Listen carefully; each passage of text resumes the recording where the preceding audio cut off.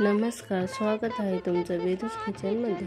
तुमच्याही पिढीला हा व्हायरल कॉर्नेटो नक्कीच आला असेल, म्हणून आज मी बनवून आले डबल चॉकलेट कॉर्नेटो खास तुमच्यासाठी। सर्वात आधी चॉकलेट बारीक चॉप करून घेऊ। डबल बॉइलिंग मेथडने स्मूथ मेल्ट करून घेऊ। चॉकलेट मेल्ट झाल्यावर ग्लासमध्ये पाइपिंग बॅग ठेवू आणि त्यात चॉकलेट टाकून अजून छान स्प्रेड करूया आणि फ्रीजरमध्ये सेट होण्यासाठी ठेवू। आता व्हिपिंग क्रीम बीटरने फ्लफी होईपर्यंत व्हिप करू।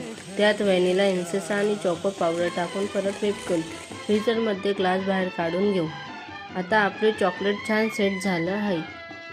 आता त्यात व्हिपिंग क्रीम टाकू, थोडं चॉकलेट क्रश करून टाकू, परत क्रीम टाकू आणि वर चॉको चिप्स टाकू। आता हे कॉर्नेटो 7 ते 8 तास फ्रीजरमध्ये सेट होण्यासाठी ठेवू। फ्रीजरमधून काढल्यानंतर पाइपिंग बॅग हळूच काढून घेऊ आणि तयार आहे आपलं डबल चॉकलेट कॉर्नेटो। नक्की ट्राय करा आणि कसं वाटलं ते कमेंटमध्ये सांगा।